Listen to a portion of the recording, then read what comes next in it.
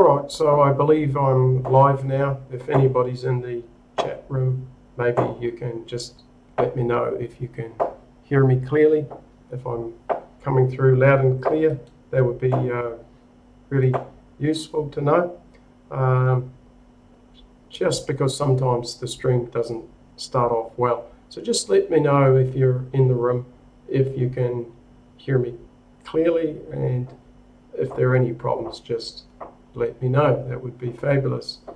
All right, so let's begin today's lesson. Let me just introduce myself so you know who I am. My name is Mike Wattie. I've been an examiner in Adelaide and Taipei.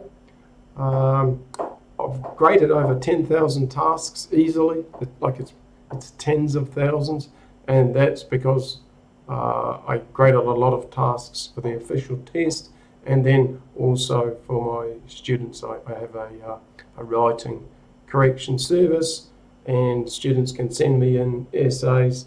I mark them, find out any mistakes, give a grade for each of the 4 criteria, and also suggestions on how to improve scores. If you're interested in the writing correction service, have a look in the details below the video, because I'm going to put a link there if you want to find out about that, and also about my writing book. I've written an ebook on writing. So I think because I've seen so many tasks, been an examiner and written the ebook, it gives me a really big perspective to look at people's writing and find out what sort of mistakes are being made, and that informs my teaching about how you can approach these tasks.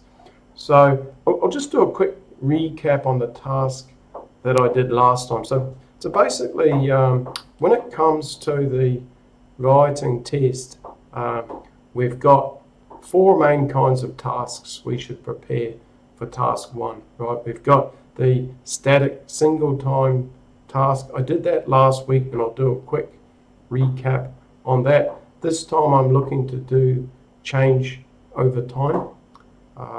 So that's when we have multiple time periods. And the other 2 really common kinds are process diagrams and maps. We probably won't get onto these today, but if you're watching the video and you've got any questions related to IELTS writing, you're welcome to ask them about any of the aspects, especially task 1. Welcome to ask those questions, but let's just keep it to questions about writing. I don't really want questions about speaking, reading and listening. Let's keep it to the topic of writing. So any questions about writing are encouraged. If you do ask me a question, I'll be sure to answer it during the live stream or after, probably during the live stream. So let me just quickly review what we did last time. So last time I was looking at the static task. I'll let you just have a quick look at that and think about how you would plan it. If you're making a plan, if you've got 4 to 5 minutes, what would you do? I'm going to do a quick review of that and then go on to the multiple time period changeover time tasks. So have a quick look at that.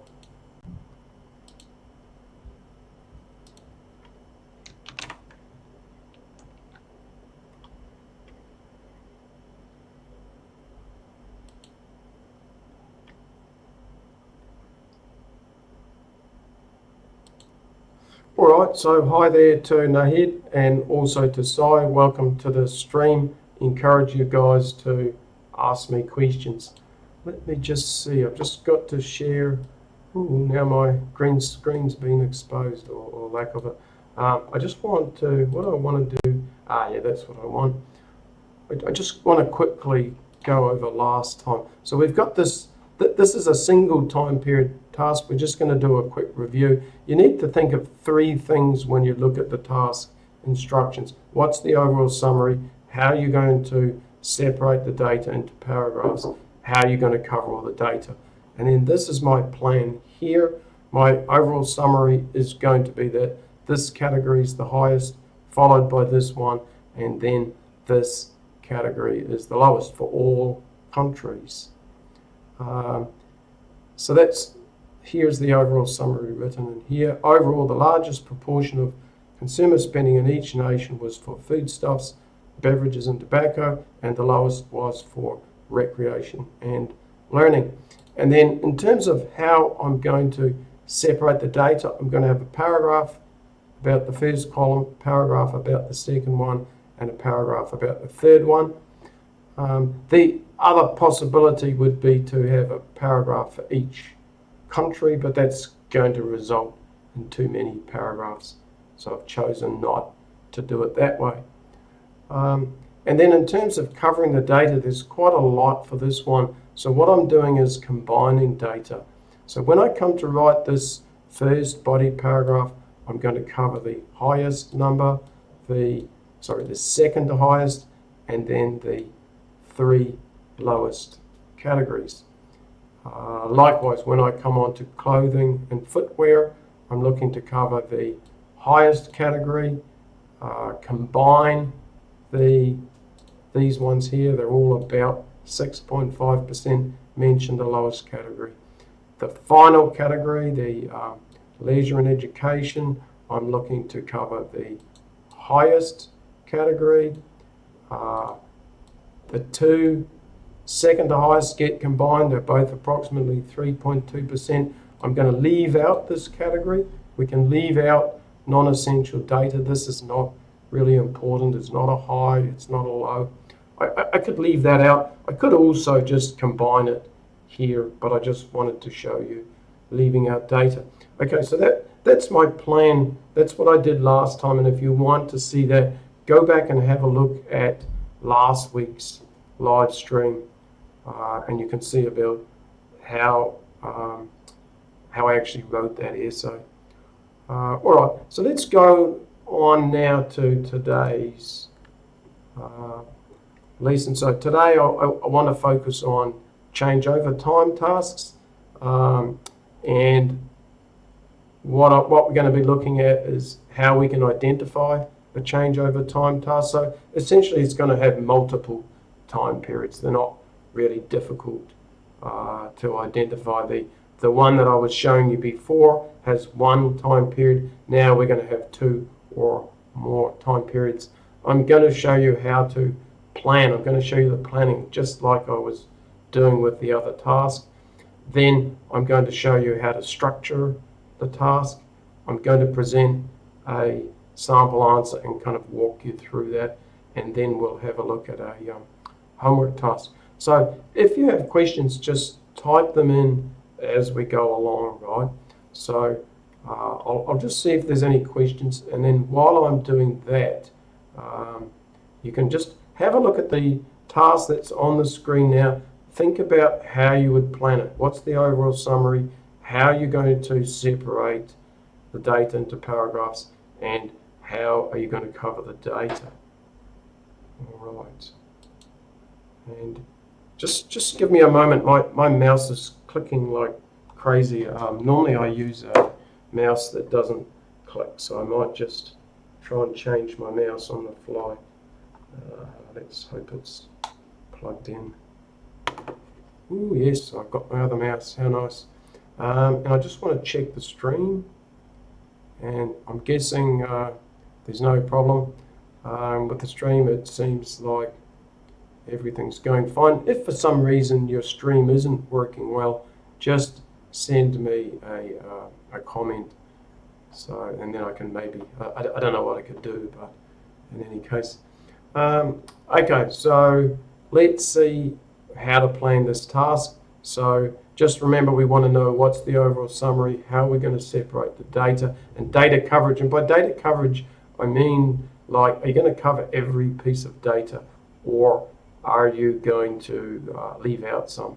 And if you look back at this, covering each piece of data would actually be quite hard, because we've got 1, 2, 3, 4, 5, 6, 7, 8, 3 lines. We've got 24 pieces of data. Unlikely you could cover all of that in 20 minutes. right? You only got about 20 minutes to write this, so you're going to have to be selective with the data. All right, so let's have a look at my plan then. And here's my plan for the overall summary. We can see that all three lines are increasing. We should have a little bit of a look what these are about. The top line is about total. So the top line's actually a combination of the two lines below it, right? So my overall summary could be that all three have increased, or I could actually just focus on these bottom two lines and mention that both visitors on the island and staying on ships increase, and then I could highlight that and use some comparatives that those staying on the ships increased more dramatically. So that'll make quite a nice overall summary. So either one's fine, just to say they all increased, or you could just, like, if it's a band, if you're a band 8 writer, if you're a talented writer, you might be able to highlight that this green data is increasing at a faster rate than the one I've got in blue. All right, so that's our overall summary. And then in terms of the structure of my report, I'm going to have 4 paragraphs. I'm going to have an introduction that includes my overall summary.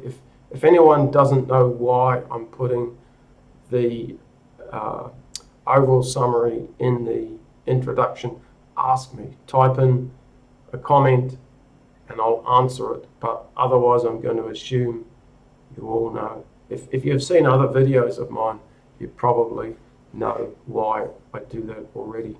And then I'm going to have a paragraph for each of the 3 lines. So I'm going to have 3 body paragraphs.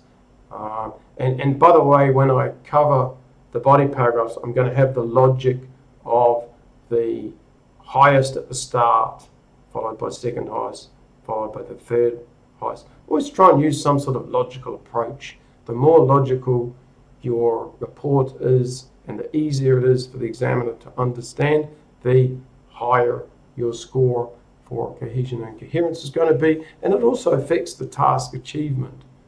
I often talk about a bowl of spaghetti, like where everything's all tangled together and difficult to see. That's not great in terms of cohesion and coherence or task achievement, because it's difficult to see the quality of the task achievement, and it's difficult to see the quality of the highlighting, and the highlighting of data is really important for getting to higher band scores. All right, so the first paragraph, I need to do 2 things. I need to paraphrase the title. So you're always given like a sentence along with the task, and we want to paraphrase that, and then I want to give the reader my overall summary. So let's have a look then at what I wrote for the paraphrase. Oh, and let me just mention, when we paraphrase, there's 3 ways we can paraphrase. We can rephrase words, we can change word forms like nouns to verbs, we can change word order. All right, so let's have a look at what I did. You can see the, just show you the, if you look, oh, it's not really there. Here's the introductory sentence here in red that came with the line graph, and then below it is my paraphrase. The line graph illustrates visits to an island in the Caribbean by holiday makers from 2010 to 2017. Let me explain a couple of details. I have actually added in a word here. Instead of writing the graph, I'm writing the line graph, and instead of shows, I've got illustrates. So that's paraphrasing, right? And then I've got visits. So visits is changing the word from visiting, right? So it illustrates visits to an island in the Caribbean by holiday makers. So tourists has been paraphrased into holidaymakers.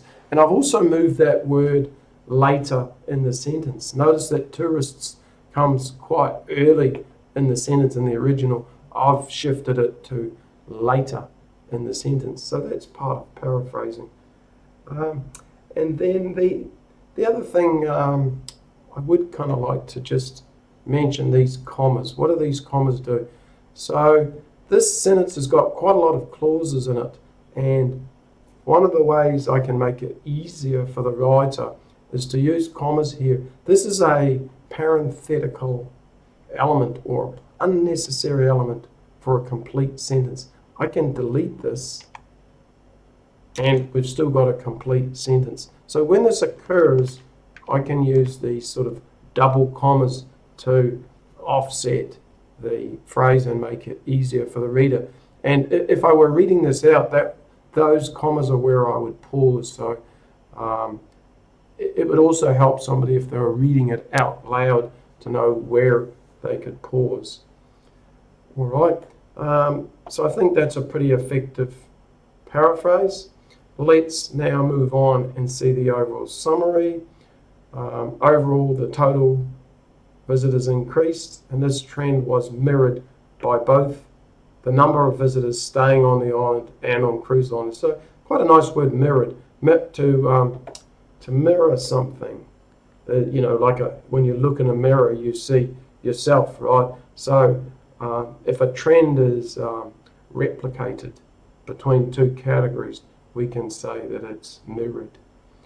So that's a great word in there, and I like that word in that overall summary. So that's our first paragraph. That's our overall summary there. Then we're going to come on to body paragraphs. And with the body paragraphs, it's really important to start them with a phrase that indicates to the reader what the paragraph is about, and then I'm going to cover the data from highest to lowest. That's logical to me, and I'm going to do that for all three body paragraphs. You could also do it the other way round and start. Actually, that's not right. I'm not going to cover the data from the highest to lowest. I'm going to cover the data from earliest to latest. So let me explain. Let's go back to the chart. What I normally do with these line graphs, cover them from left to right. That avoids a bowl of spaghetti, right? If you cover them from left to right, it kind of makes sense, and it's easy for the reader, right? If you go from left to right, you can see that with my plan. The highest to lowest is my body paragraphs, right? But once I get into each paragraph, I'm covering from the earliest time period to the latest, and I keep that throughout. I keep it consistent throughout. That makes it easier for the reader. If you start jumping around different time periods, that makes it difficult for the reader. All right. So yeah, the data from, I spelled it wrong now, earliest to latest. So I'm going to put the first body paragraph on the screen. Have a bit of a read. I need to just check the stream.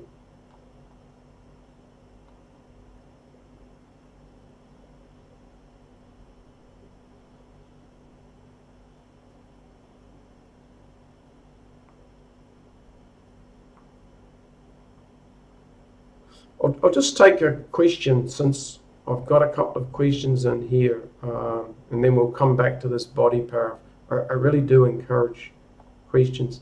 So Selin is asking, I guess this is about the overall summary. The number of visitors in 2017 is more significant than other periods. I don't really like the word more significant. I'd say higher. More significant means more important, and I suppose arguably it is, but it just sounds a bit like you're giving an opinion, and you should avoid opinions. So I would say it's higher. That would be a better way. And otherwise it's grammatically correct. And 𝙬𝙤𝙪 is writing the given graph illustrates the tourists of a Caribbean island between 2010 and 2017. That seems all right. Let me just compare that to mine. I'll put it in. I'll put it in on the PowerPoint. We'll have a look at it. So let's put what he suggested in here. It's definitely grammatically correct. I just want to see the extent that you've paraphrased, that's all, before I say it's great. The line graph gives information about the percentage of tourists visiting, no, that's not right, visiting a Caribbean island. Not visiting two, just visiting a Caribbean island during the years 2010 and the only problem with saying during the years 2010 and 2017, it makes it sound like just 2 years, like maybe a couple of pie charts. It doesn't really accurately make it clear it's about the whole period. You see we've got between up here, during the years. So you could fix that by saying from 2010 to 2017, right? Because otherwise it sounds like just 2 years. And then that's pretty good. Okay, I like that. All right, let's go back to our body paragraph and keep asking questions. That's really useful for your learning. Okay, so I'll just explain again what's happening in this paragraph. We're going to be dealing with the top line, and my plan is to cover the start period and this period of plateau and this sharp increase and the end period. So let's come back to the paragraph. So total visits. So this is what I mean about starting the paragraph with a phrase that indicates to the reader what the paragraph is about. The paragraph's about total visits, and I write that first, not the year. If I write the year first, that suggests I've structured by time or something, but I haven't. I've got total visits in this paragraph, then one about visitors on the island, and then one about visitors on ships. So that tells the reader that this paragraph's about total visits. I tell the reader what the start number is and that it's increasing. And then I mention this brief plateau. A plateau is where it levels out. When it levels out, that's called a plateau. And then I cover the final detail. A sharp increase in the final year saw visitors rise to 3.5 million. So that's what I've covered, that top line. And now what I'm going to do in the next paragraph, I'm going to cover the first. It's kind of interesting down here, this too. This, pretty sure this is from Cambridge book. So it'd be quite easy to get these lines mixed up, right? And think that the top line is about visitors staying on ships, and then visitors on the island would still be okay. Look at the total at the end.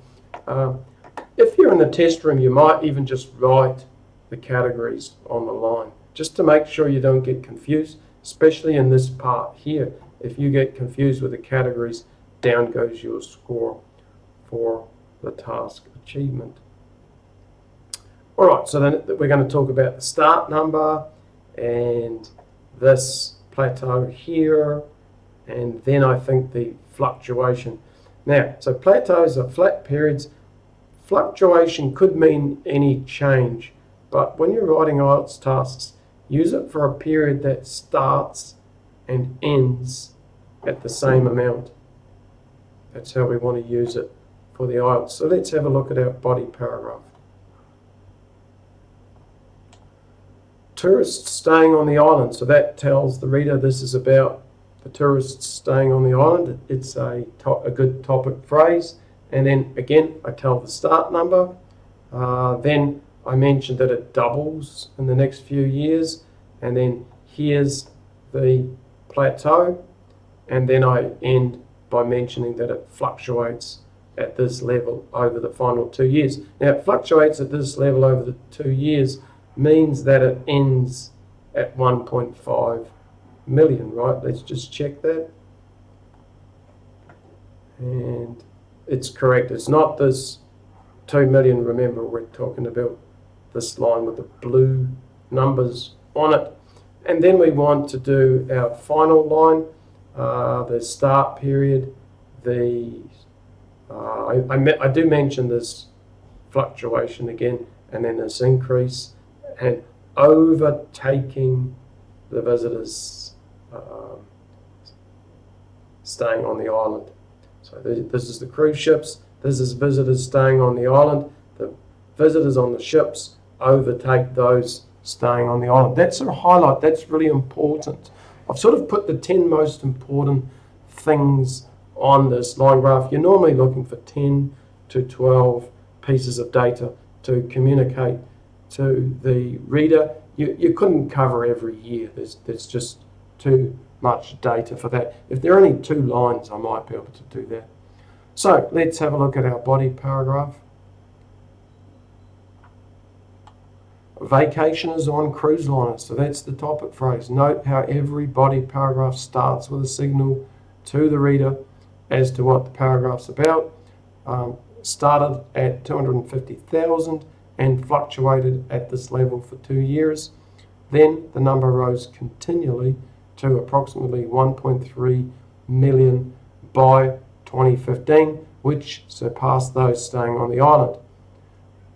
By 2017, it reached 2 million. So I'll just let you have a look again. 2 million, there's the end. So we've got sort of 3 important points for that. I did also mention this fluctuation. So I actually mentioned 4 things for this line.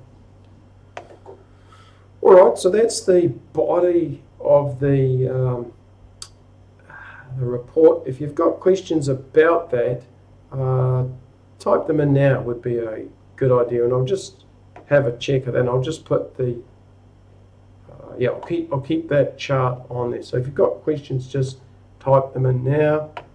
We've got Duyen in the chat now. Welcome back. So yeah, we've got a few people from last week. That's very nice. Thanks for coming along again. Welcome back. And let's see. What I'm going to do now, I'm going to start talking a little bit about grammar, and there should be one about vocabulary too. Grammar and vocabulary for these tasks. I've got that on another document. Let me just see if I can find that real quick.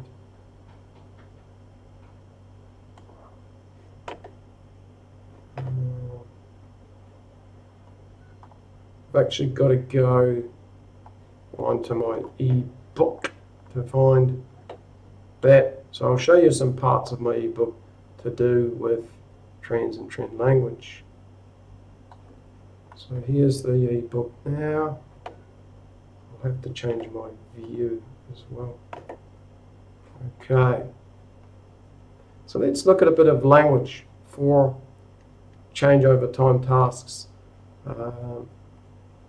So the main thing is you want to have ways of describing the 4 main trends, and the 4 main trends are increase, decrease, staying the same, and fluctuating. And I've got a few ideas in here. I might not go too heavy into the vocabulary. I do have a separate video dealing with change over time tasks, and I do go into the vocabulary a bit. But notice that we can use some wonderful idiomatic expressions when describing trends, especially when they're quite strong trends like a jump, a leap. That would be like a dramatic increase. Tumble and plunge when it decreases. And then we also want to have different ways of talking about this sort of flat trend, which I was calling a plateau earlier. And for this one, fluctuation's the best. You could talk about an oscillation. It's not so common though. And I also want to draw your attention. You want to avoid being overly repetitive, right? Just talking about an increase, a rise. So one of the ways to avoid that is to also use verb phrases. So a noun phrase would be like, there was an increase in the number of tourists staying on the island.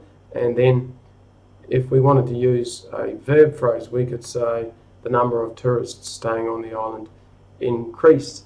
Now, when you use a variety of these, or when you use a noun phrase and when you use a verb phrase, it also changes the word order in the sentence. So that's useful as well. So it's a good way of varying your language.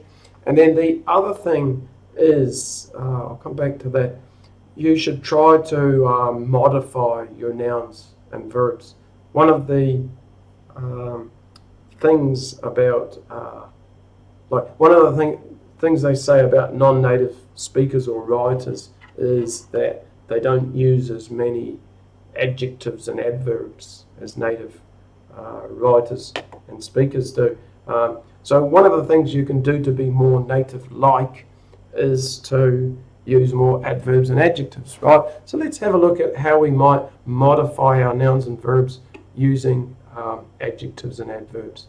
So here, I better go to my answers because there's actually a quiz. So if I look at the answers, it'll make more sense. So this is a slight increase, you can see over here, and this is increased dramatically. And that's where you could use the idiomatic expressions, right, like jumped, or a jump in the number of, or something like that. So make sure that you're modifying your nouns and verbs to seem more native-like. There's another couple of reasons too. It adds precision, right? There's the difference between a slight increase. I've got to do things the other way around. A slight increase and a dramatic increase, right? More precision, more precise, and it's also going to help you score for a lexical resource, right? So precision is useful in the IELTS writing test. And then the other things that might be useful back up here, we can talk about peaks and think about the peak of a mountain, how you might be climbing a mountain and you get up to the top, and that's called the peak of a mountain, right? And a lot of people make mistakes when they're using this word in the test. It's only a peak if you can see both sides of the trend or both sides of the mountain, right? If you're walking up a mountain, how do you know it's the peak until you get to the top and can see the other side? So it's the same with trends. You can't. So I mean, what often happens is a graph ends on an increasing trend, and the student writes that it's a peak, but how do you know it's a peak if it ends? Because you can't see the next year to see if there's a low point or not. Let me try and explain that by looking at the chart, because I think it's a really common error and I'd like to cover it. Let me explain it, and if anybody still doesn't understand, ask me and I'll explain it more. So like here, point 3, we don't know it's a peak because we don't know what happens after 2017. It might well keep increasing, in which case it's not the peak, right? So we couldn't say that this is a peak. We could say it's the highest point. It's the highest point in the graph. But peak isn't really great. Now, if you did write it, you're probably okay. And you're definitely okay, I think, for band 7, probably, if there aren't other mistakes, but not great for band 8, right? So where could I find a peak in this? Well, because they're all rising, we don't actually have a peak here. If we only had the data from 2010 to 2012, well, that's a peak. 2011 would be a peak just for that time period. But for these trends, there are no peaks. And I think that's part of the reason why I focused a lot on some of the other trends in this task, like plateau and what was the other one? Fluctuate, right?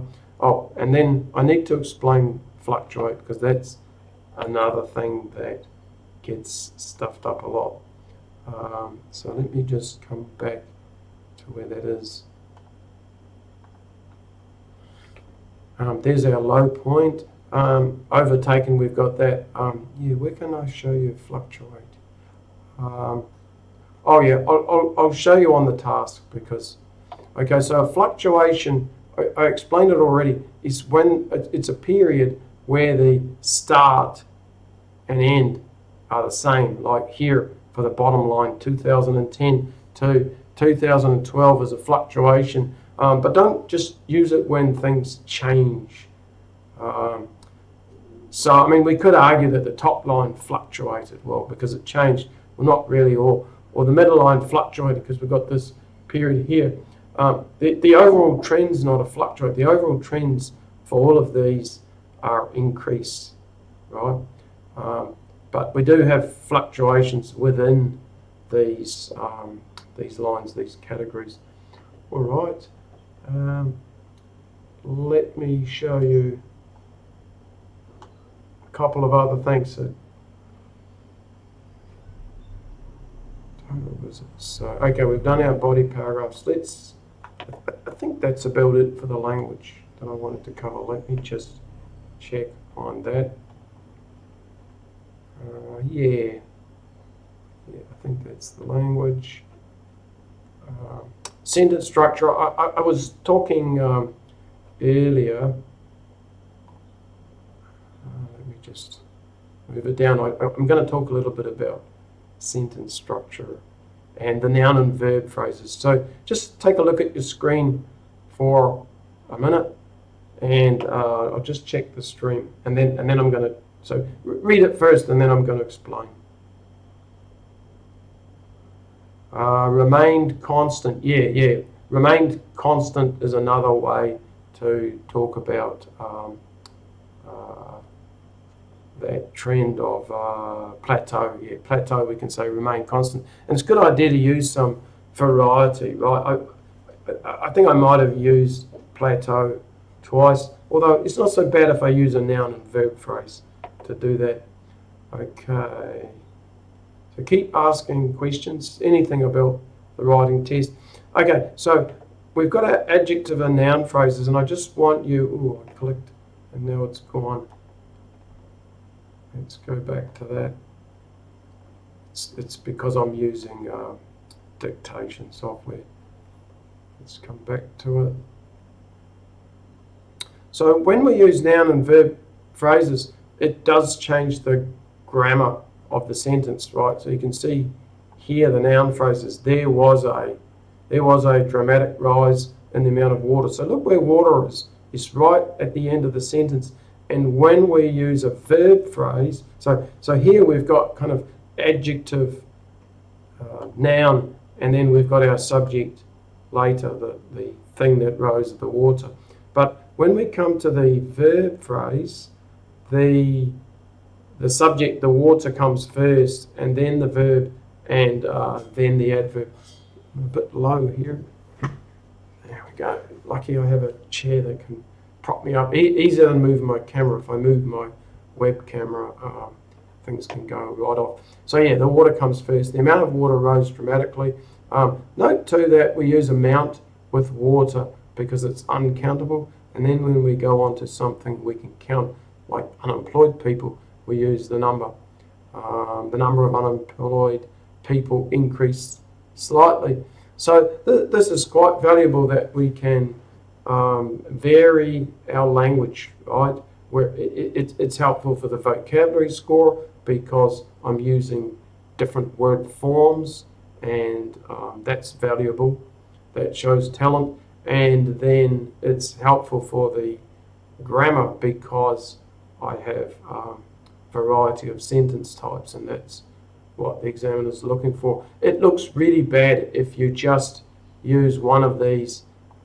It gets really repetitive if you just keep using there was a, there was a, there was a. It's repetitive, and that's like band 6 writing, and varying it a little bit, band 7, and maybe band 8 or higher. So that's valuable for increasing your score. let's come back on to, I think I've got one more thing about grammar to say.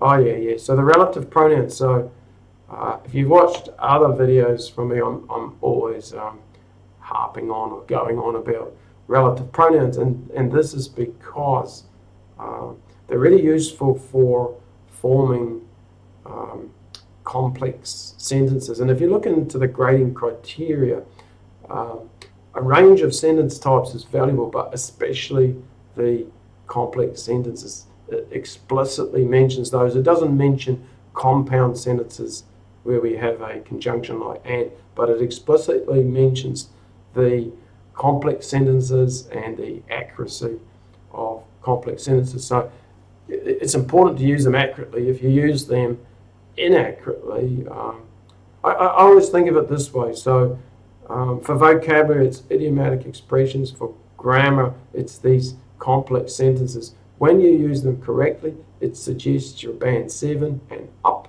And when you use them incorrectly, it suggests you're below the band 7. Now, of course, if you make a mistake with one of them, it doesn't matter. Still, you could get to band 7, right? If you've got a bunch of them and one, possibly two, has mistakes, you might still get to 7. But if it's, let's say, you've got 4 and 2 or 3 of them are wrong, then band 6, right? So you should practice using them and make sure you can use them accurately. So let's have a look at a couple of examples of the relative pronouns. Well, I'll go through the sentence and I'll go into a bit more detail about exactly what is a complex sentence.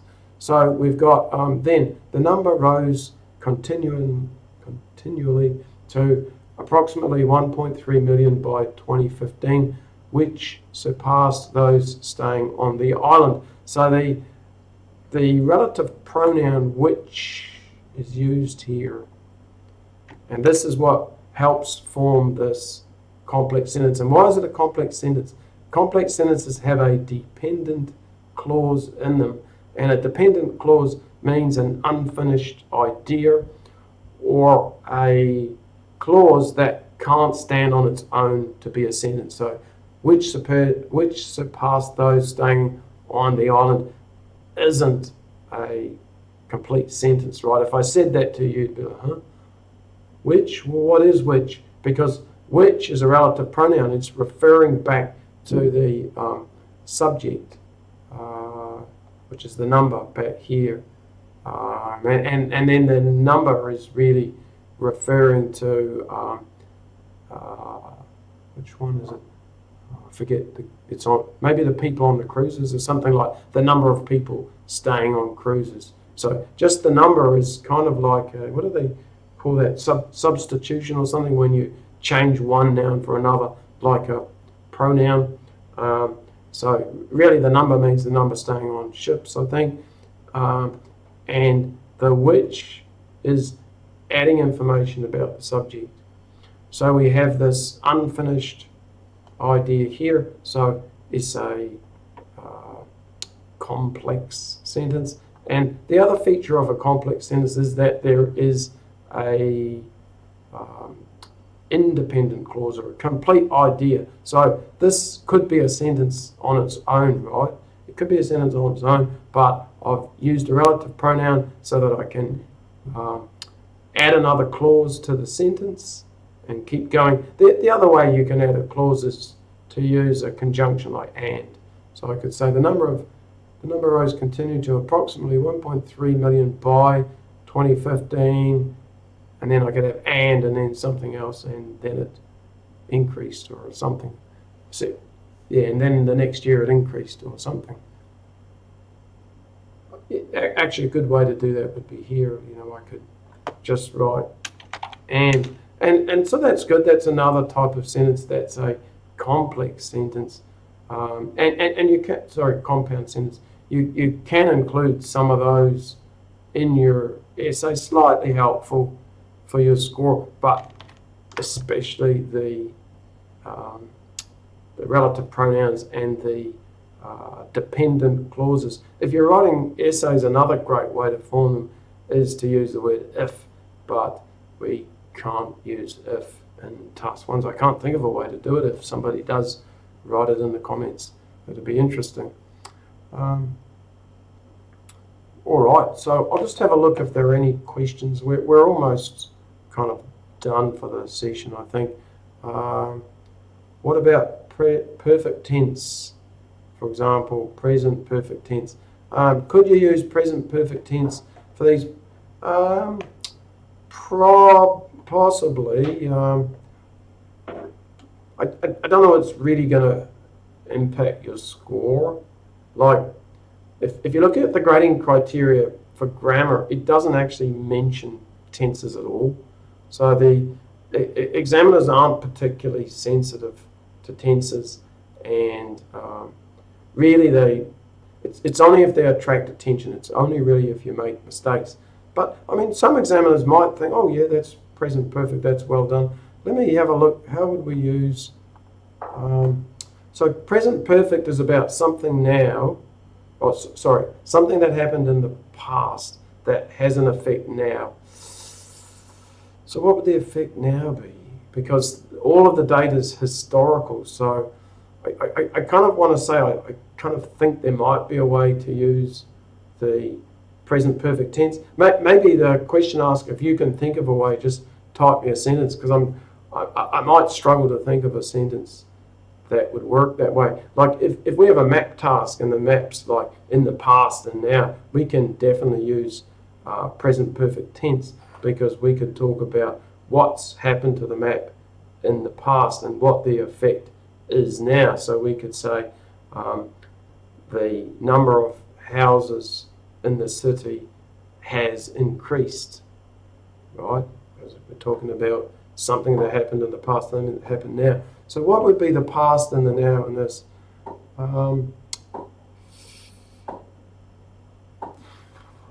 No, I can't think of how to write the sentence, but I'm not going to say that you can't. So if you've got an idea, put it into, type it in and I'll have a look. That would be interesting. But I wouldn't spend too much time on it. Like I said, the tense is not really so important. It's really about these sentence types and the complex sentences. That's where you want to put your energy. So I'll just give you a moment to try and type that sentence in, and then I'll have a look at it and I'll tell you if it's correct or not. And we could just have a look at, I've got a homework task here, and we could talk about that maybe briefly. And if you do want to do the homework task and you want me to have a look at it, I'll just show you real quick. I have a writing correction service. You could, what I would suggest you do is download the PDF that I've got for the writing. It's got all the model answers for essays and also these task ones.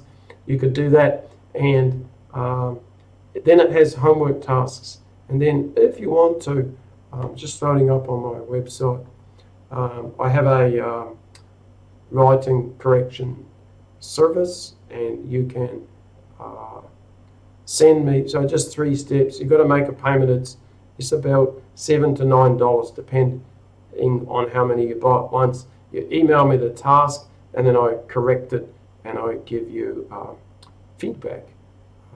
I give you a score, and I give you some feedback about how you can increase your score. So some of you might be interested in doing that. Just go to my website, IELTSAnswers.com. Even if you forget my website, it usually comes up pretty early. Let's just try IELTS Writing Correction and see. So you always get the paid advertising, and so here's mine here. I'm not this one here. Well, it might not be a paid ad. This one just uses AI to correct your writing. That could be of some use to have an AI correct your writing, but it can't really assess your task achievement and your cohesion and coherence so mine comes up first. So if you forget my website, just type in IELTS Writing Correction, and then it'll come up in the results, and you can click on it. So let's just go back. So have a think about the plan for this task. Maybe we could talk about that real quick. And I'll just see if a sentence got written about that. So Selen, you really got to give me a sentence, because I just can't think in the middle of a live stream about how you might write a sentence in perfect tense for that chart. But I gave you guys the example of the map task. So I'm not sure. So I don't want to say you can't, because I just have a suspicion that you can. But I can't think offhand how to write it. I'll have a think after the live stream and maybe write it, and then if anyone else, anybody in the chat room now, if you think that a sentence could be written in present perfect tense, just write it in and let's see. Okay, so let's talk about how we might do this homework task, and then I think we're going to stop. So there's less data than the other tasks, right? We've only got 2 lines. I always feel that you want to have 10 to 12 pieces of data. So that means I'm going to have about 5 or 6 points for each line, right? And 5 or 6. And remember that we definitely want to cover the start of the time period and the end of the time period. This one's about shops opening and closing. So we'd want to know how many were closing at the start, how many were closing at the end. And then we just want to look for some data that's interesting in between. If we look at this dotted line, which is the openings, the highest points at the start, so that's sort of already covered. We could talk about the fluctuation here. We could talk about the leveling out or the plateau here. I'd probably look to mention some of these crossover points. You're going to have to mention some of them. There's 3 crossover points. So with this one, I'd be tempted to probably mention the highest number, maybe a couple of the crossover points, maybe this plateau. Make sure you get the end number. The closures might be a bit more interesting. We can mention the start number, the peak. Now here's a really good example of a peak, right? Because this is the highest point in the whole graph, actually for both categories, but for this line in particular, it's the peak. We have a lower point here, a lower point here. So I'd definitely be I'd be describing the peak, 1, because it's a highlight, and 2, because I want to show vocabulary to the examiner. I want to tell the examiner, I know the word peak. Or I could use a verb phrase, peaked. It peaked. And here's our low point. That's worth mentioning especially. So this one's just kind of a bit nicer because we've got the peak up here and the low point, which is why I would probably mention the crossovers for the first line, because there's fewer useful things to say. So when one goes higher, we can say overtook. And then if it's the weaker one, we could say was overtaken. So the number of openings were overtaken by the closings. Could have openings and closings. Why not? There's quite a few ways to paraphrase. And here, shops, stores. So that'd be my, so I've mentioned how I'm going to cover the data a bit. What's the overall summary? Whenever you're trying to work out the overall summary for change over time, look at the start, look at the end. The trend for the top line is down. It's not fluctuate. People write the number of closures and openings fluctuated. Yes, they did, but that's not the overall trend. That's kind of telling me nothing. That's telling me they changed. Big deal. Right? It'd only be if they were exactly the same, that would be interesting, but they changed. Of course they did. Look at the start, look at the end, it decreased. Look at this one, look at the start, look at the end, it decreased. They both decreased, and if I want to show a bit of extra talent, I could mention that the openings declined more dramatically than the other one, the opens, or the closures, sorry. It's easy to get confused, right? All these crossovers. It could be worth writing closures here to make sure you don't get confused, right? Because if you get confused, you'll mix up the data and the examiner will feel confused, and then they'll realize that you've made mistakes with it. And so really you'd be doing damage to your task achievement due to the factual errors and even to the cohesion and coherence just because of the general confusion that you're making. So that's my overall summary. And then how would I divide the data? Well, it's easy, isn't it? I could go by closures and openings, 2 paragraphs, or I could go by year. Well, I wouldn't want to have a paragraph for every year. So sometimes with some tasks you can just kind of cut in the middle. It's possible you could maybe cut it in the middle here, or maybe here, and cover the first period, cover the second period. How much time do you want to spend planning your tasks? Not too much, right?